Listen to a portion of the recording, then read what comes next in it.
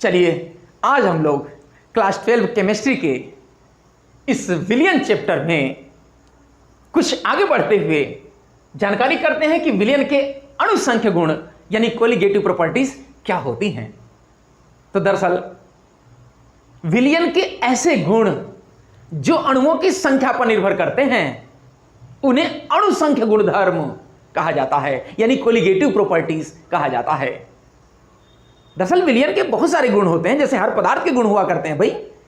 तो विलियन का कुछ ना कुछ रंग होता है, कुछ ना कुछ स्वाद होता है, कुछ ना कुछ गंध होती है, लेकिन ये गुण अणुओं की संख्या पर निर्भर नहीं करते। जैसे अगर विलियन में हम विलेय पदार्थ थोड़ा सा कम या ज्यादा डालें, रंग जो रहेगा वही रहेगा, गंध उसकी जो है वही रहेगी, चाहे अणु कम हो चाहे ज्यादा हो।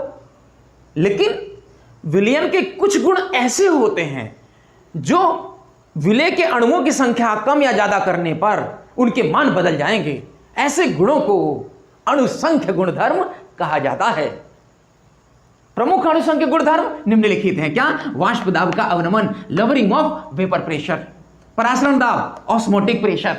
इसी तरह से क्वथनांक का उन्नयन यानी एलिवेशन ऑफ बॉइलिंग पॉइंट, और हिमांक का अवनमन मतलब डिप्रेशन ऑफ फ्रीजिंग पॉइंट।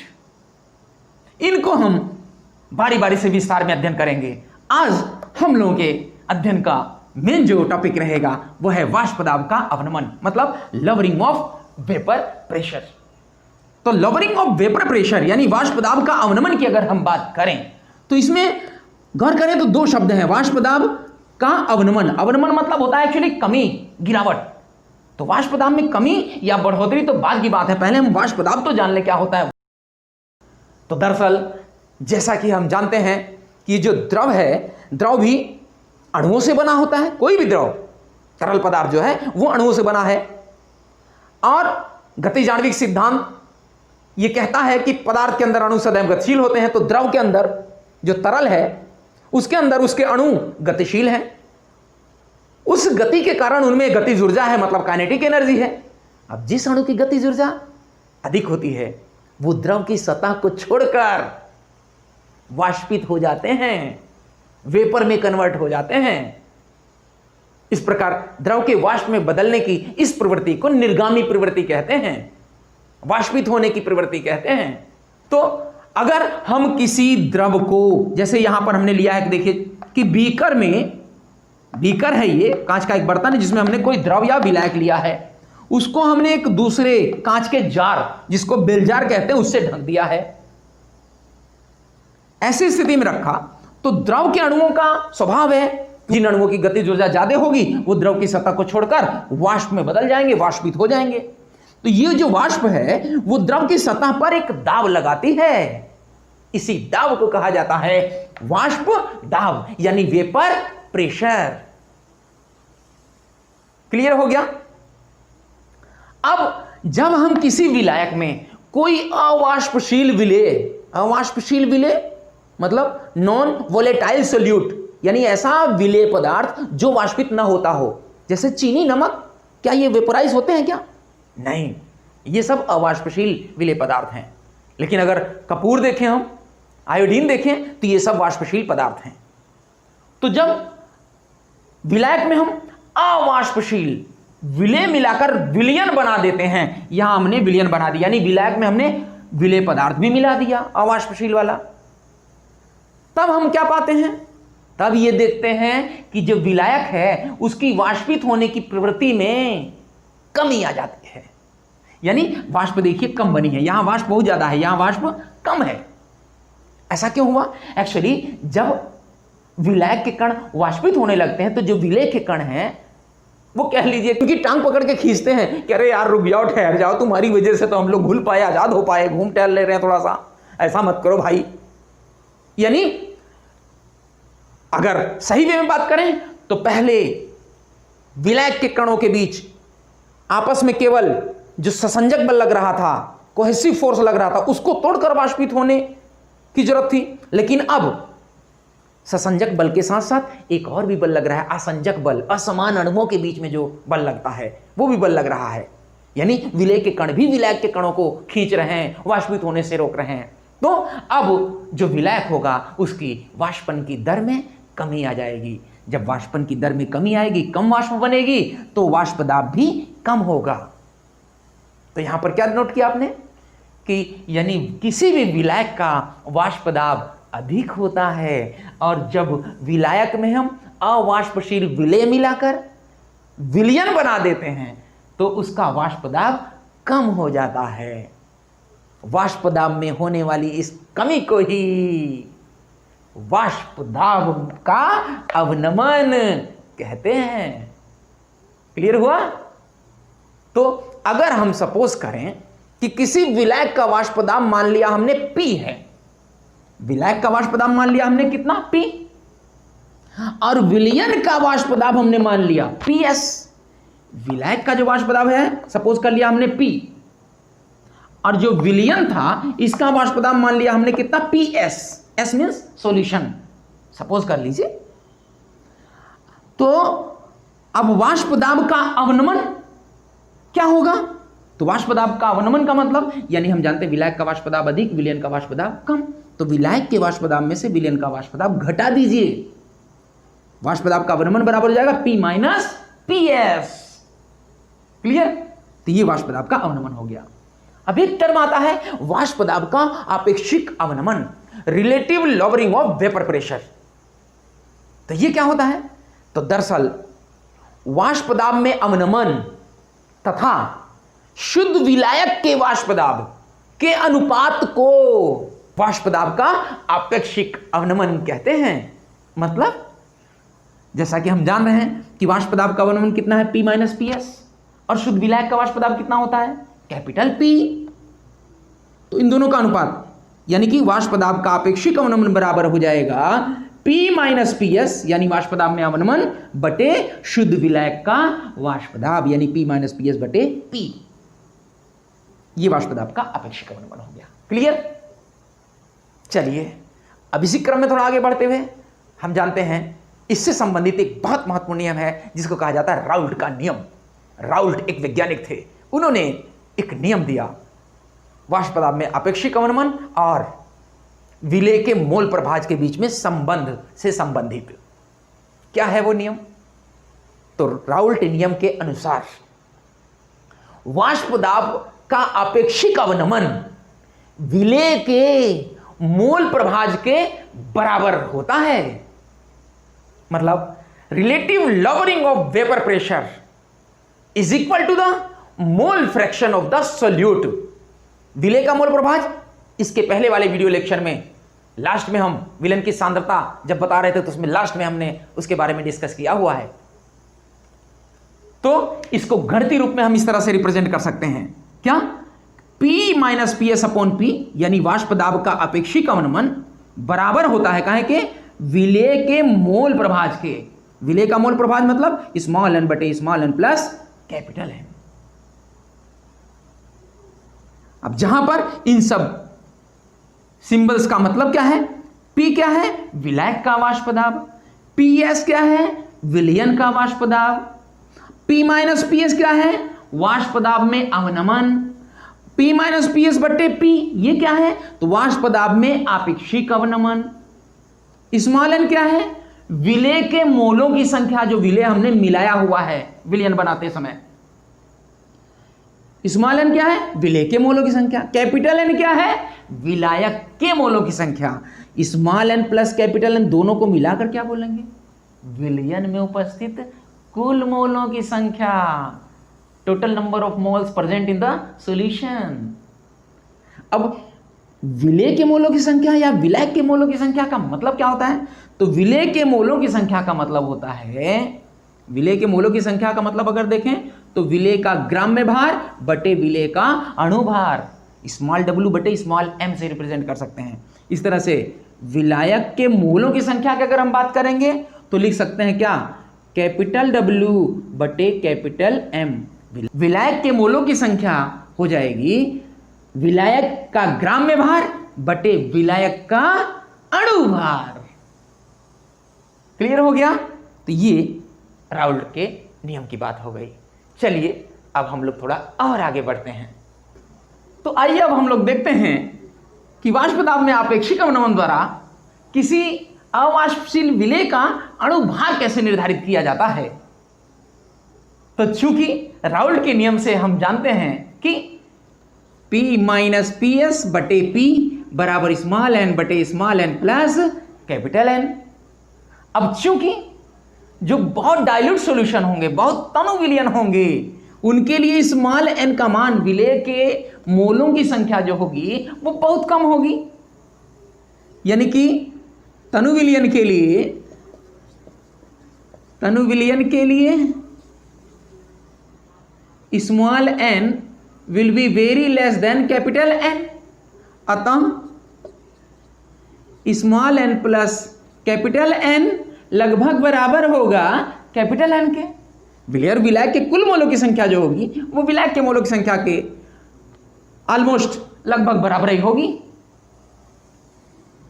इसलिए P माइनस पी एस बटे P बराबर होगा स्मॉल n बटे कैपिटल N। हम लिख सकते हैं small n plus capital N की जगह पर कैपिटल N लिख दिया हमने। क्योंकि हम जानते हैं क्या, स्मॉल n बराबर होता है स्मॉल w बटे स्मॉल m तथा कैपिटल N बराबर होता है कैपिटल W बटे कैपिटल M। विलेय के मोलों की संख्या विलेय का ग्राम में भार बटे विलेय का अणुभार, वेट अपॉन मोलिकुलर वेट।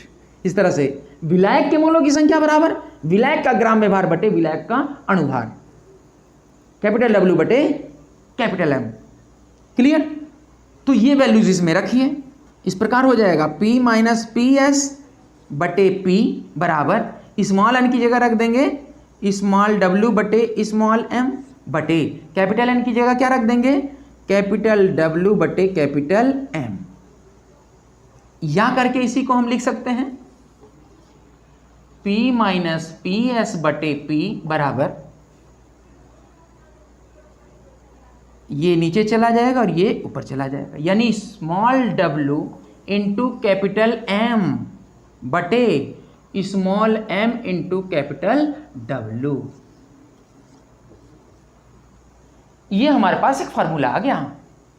इस फार्मूले में अगर इनकी सभी की वैल्यूज देखें हम तो P क्या है विलायक का वाष्प दाब, PS क्या है विलयन का वाष्प दाब, P माइनस पी एस वाष्प दाब में अवनमन lowering of vapour pressure, capital P क्या है विलायक का वाष्प दाब, स्मॉल w विलेय का ग्राम में भार, weight of solute in gram, small m molecular weight of the solute यानी विलेय का अणुभार, कैपिटल M विलायक का अणुभार molecular weight of the solvent, और कैपिटल W हो जाएगा विलायक का ग्राम में भार यानी weight of the solvent in ग्राम।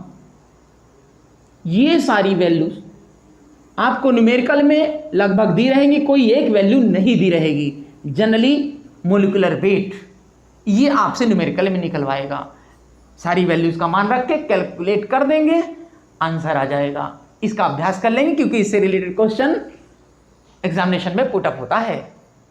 तो इस प्रकार अब आपको क्लियर हो गया होगा कि वाष्प दाब का अवनमन हमने क्यों पढ़ा, उसका उद्देश्य क्या था।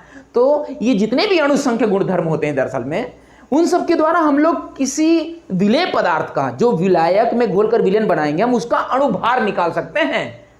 अब जानते हैं हर पदार्थ अणुओं से बना है और अणु इतने छोटे होते हैं कि उनको किसी बैलेंस यानी तराजू से तो तौल नहीं सकते हम, तो अणुभार निकाला कैसे जाता होगा भाई। इसकी बहुत सारी अप्रत्यक्ष विधियां होती हैं, डायरेक्ट मेथड्स होते हैं। तो उन्हीं मेथड्स में से उन्हीं विधियों में से एक विधि थी वाष्प दाब का अवनमन द्वारा अणुभार का निर्धारण। इस तरह से हम लोग कर सकते हैं। क्लियर? चलिए थोड़ा और आगे बढ़ते हैं हम लोग। अभी तक हम लोगों ने पढ़ा कि किस प्रकार किसी विलायक में कोई अवाष्पशील विलेय पदार्थ मिलाने पर उसके वाष्प दाब में कमी यानी अवनमन हो जाता है। उस संबंध में राउल्ट का नियम क्या था उसको भी हम लोगों ने विधिवत जाना समझा। अब आइए इसी क्रम में हम लोग ऐसे विलयन के बारे में जानने की कोशिश करते हैं जिसमें दोनों घटक, दोनों जो उसके अवयव हैं, दोनों जो कंपोनेंट हैं वो द्रव हों और दोनों ही वाष्पशील हों। मतलब वाष्पशील द्रवों की जो द्विअंगी विलयन है, द्विअंगी विलयन मतलब जिसमें केवल एक विलेय और एक विलायक हो, ऐसे विलयन के लिए राउल्ट का नियम क्या कहता है उसके बारे में चलिए कुछ जानकारी कर लेते हैं। तो दरअसल वाष्पशील द्रवों के द्विअंगी विलयन में किसी भी घटक का जो आंशिक वाष्प दाब है वह उस घटक के शुद्ध अवस्था में वाष्प दाब तथा विलयन में उस घटक के मोल प्रभाज के गुणनफल के बराबर होता है। मतलब विलयन के किसी घटक का जो आंशिक वाष्प दाब होगा वह बराबर रहेगा किसके, उस घटक के शुद्ध अवस्था में वाष्प दाब P0 के तथा विलयन में घटक के मोल प्रभाज जिसको हमने x मान लिया इन दोनों के गुणनफल के बराबर होगा। अब इसी क्रम में अगर हम आगे बात करें तो जो विलयन का कुल वाष्प दाब होगा उसमें जो दोनों घटक उपस्थित हैं उन दोनों के आंशिक दाबों के योगफल के बराबर होगा। क्लियर हो गया। अब आइए हम लोग आदर्श विलयन यानी आइडियल सॉल्यूशन के बारे में भी जान लेते हैं। तो कहा जाता है ऐसे विलयन जो राउल्ट के नियम का प्रत्येक सांद्रण पर पूरी तरह से पालन करते हैं उन्हें आदर्श विलयन कहा जाता है। आदर्श विलयन की दो और भी खूबियां हैं। क्या कि आदर्श विलयन का एंथैल्पी परिवर्तन ऊष्मा परिवर्तन शून्य होता है। मतलब कि जब घटक पदार्थों को मिलाकर विलयन बनाया जाता है तो उसमें न तो ऊष्मा उत्सर्जित होती है और न ही ऊष्मा अवशोषित होती है। इसी प्रकार घटक पदार्थों को मिलाकर विलयन बनाते समय आयतन परिवर्तन भी शून्य होता है।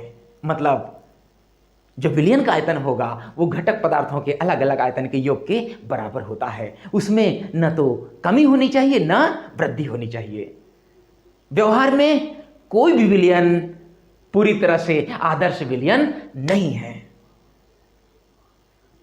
केवल कुछ विलयन आदर्श विलयन की भांति लगभग व्यवहार करते हैं। जैसे बेंजीन और टॉल्यूइन का जो विलयन है आदर्श विलयन की भांति व्यवहार करता है।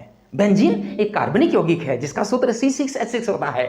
देखने में लगभग पेट्रोल की तरह होता है, यह भी वाष्पशील है। इसी तरह टॉल्यूइन भी एक कार्बनिक यौगिक है। ये दोनों ही एरोमेटिक श्रेणी के यौगिक हैं। और टॉल्यूइन आप जानते हैं कि TNT नामक एक विस्फोटक पदार्थ बनाने में इस्तेमाल किया जाता है। तो इन दोनों वाष्पशील द्रवों को मिलाने से जो विलयन बनता है वो लगभग आदर्श विलयन की भांति व्यवहार करता है। इसी प्रकार नॉर्मल हेक्सेन और नॉर्मल हेप्टेन को मिलाने से विलयन बनता है, वह भी आदर्श विलयन की भांति लगभग व्यवहार करता है। अब जो सामान्य विलयन है दरअसल में वे राउल्ट के नियम से या तो धनात्मक विचलन प्रदर्शित करते हैं या ऋणात्मक विचलन प्रदर्शित करते हैं।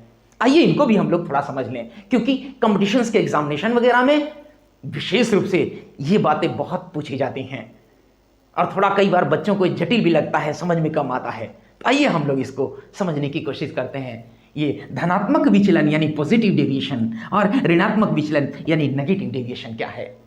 तो दरअसल जब वाष्पशील द्रवों को मिलाकर हमने कोई विलयन बनाया, उस विलयन का प्रयोगों द्वारा वाष्प दाब निकाला जाए। जब प्रयोगों द्वारा निकाला गया वाष्प दाब का मान राउल्ट के नियम द्वारा गणना किए गए वाष्प दाब की तुलना में अधिक आता है तो इसे कहा जाता है कि विलयन राउल्ट के नियम से धनात्मक विचलन प्रदर्शित कर रहा है। इसका उल्टा कर दें, ऋणात्मक विचलन हो गया। मतलब जब वाष्पशील द्रवों को मिलाकर बनाए गए विलयन के प्रायोगिक प्रैक्टिकल वैल्यू जो होती है, प्रायोगिक वाष्प दाब का मान राउल्ट के नियम द्वारा गणना द्वारा ज्ञात किए गए यानी कैलकुलेट किए गए वाष्प दाब के मान की तुलना में कम आता है तो कहा जाता है विलयन ऋणात्मक विचलन प्रदर्शित कर रहा है। अब जैसा कि हमने धनात्मक विचलन में अभी कहा कि यहां पर विलयन का जो वाष्प दाब का प्रायोगिक मान है वो राउल्ट के नियम द्वारा ज्ञात किए गए वाष्प दाब के मान की तुलना में अधिक आता है। तो विलयन का वाष्प दाब अधिक क्यों आया, यानी वाष्प अधिक बन रही है वाष्प कब अधिक बनेगी? जब दो विलयन के दोनों घटक पदार्थ हैं उनके बीच आकर्षण बल कम होगा। मतलब जैसे हमने सपोज करिए दो तरह के घटक पदार्थ को ए और बी नाम दे दिया, तो ए और बी के बीच में जो आकर्षण बल है उसका मान कम होगा। किसकी तुलना में? उन घटक पदार्थों के, यानी ए के कणों के बीच या बी के कणों के बीच में जो आकर्षण बल लग रहा है उसकी तुलना में। जब ए और बी के बीच में जो आकर्षण बल लग रहा है उसका मान कम होगा तो वाष्प अधिक बनेगी। वाष्प अधिक बनेगी तो वाष्प दाब भी अधिक होगा। अब जैसे एथेनॉल और एसीटोन का जो विलयन है ये धनात्मक विचलन, पॉजिटिव डेविएशन शो करता है। एथेनॉल परिचित होंगे आप लोग, एथिल अल्कोहल स्पिरिट भाई, जो डॉक्टर लोग इंजेक्शन लगाने के पहले लगाते हैं, वाष्पशील होता है, आप जानते हैं। एसीटोन, वही एसीटोन जो नेल पॉलिश में सॉल्वेंट यानी थिनर जो होता है उसका भाई एसीटोन, वो भी वाष्पशील होता है, आप देखते हैं। तो इन दोनों का जो विलयन है वो धनात्मक विचलन प्रदर्शित करता है। इस प्रकार कार्बन डाइसल्फाइड और एसीटोन का जो विलयन है यह भी धनात्मक विचलन प्रदर्शित करने वाला एक दूसरा उदाहरण हो सकता है। अब आइए हम लोग ऋणात्मक विचलन यानी नेगेटिव डेविएशन को भी समझ लेते हैं। ये ऋणात्मक विचलन क्या है? तो जैसा कि अभी हमने बताया कि इसमें जो विलयन है उसके दाब का जो प्रैक्टिकल वैल्यू है, प्रायोगिक मान है, वो राउल्ट के नियम द्वारा ज्ञात किए गए, गणना किए गए, कैलकुलेट किए गए आंशिक वाष्प दाब के मान की तुलना में कम होता है। यानी यहां विलयन का वाष्प दाब राउल्ट के नियम द्वारा ज्ञात किए गए वाष्प दाब के मान की तुलना में कम होगा। तो वाष्प दाब कम क्यों आ रहा है विलयन का? इसका मतलब घटक कणों, जो उसके कंपोनेंट पार्टिकल हैं, अवयवी जो कण हैं, उनके बीच जो आकर्षण बल लग रहा है वो ज्यादा है, एक दूसरे को वाष्पित नहीं होने दे रहे भाई। तो वाष्प कम बनेगी तभी तो वाष्प दाब की प्रैक्टिकल वैल्यू कम आएगी, प्रायोगिक मान कम आएगा। तो यानी यहां पर हम कह सकते हैं कि ए बी के बीच में जो आकर्षण बल है वो अधिक है। जब ए और बी के बीच में आकर्षण बल जो लग रहा है उसका मान अधिक है, किसकी तुलना में? उस विलयन में जो घटक कण हैं उनके आपस के कणों के बीच में, यानी ए के बीच में जो आकर्षण बल लग रहा है या बी के बीच में जो आकर्षण बल लग रहा है उसकी तुलना में विपरीत प्रकार के कणों के बीच में जो आकर्षण बल है उसका मान अधिक होता है। इसीलिए वाष्प कम बनती है और वाष्प दाब का प्रायोगिक मान राउल्ट के नियम द्वारा ज्ञात किए गए, कैलकुलेट किए गए वाष्प दाब के मान की तुलना में कम आता है। अब इसके उदाहरण की अगर हम बात करें तो फिनोल और एनिलीन का जो विलयन है ये राउल्ट के नियम से ऋणात्मक विचलन प्रदर्शित करता है। फिनोल, आप परिचित होंगे फिनोल से भाई, वही फिनोल मतलब फिनाइल, जिससे फर्श वगैरह पर पोछा लगाया जाता है कीटाणुनाशक गुण के कारण। इसी तरह से एनिलीन, ये तमाम प्रकार के जो सिंथेटिक कलर होते हैं, रंग होते हैं, डाइज होती हैं, वो बनाने में इस्तेमाल किया जाता है।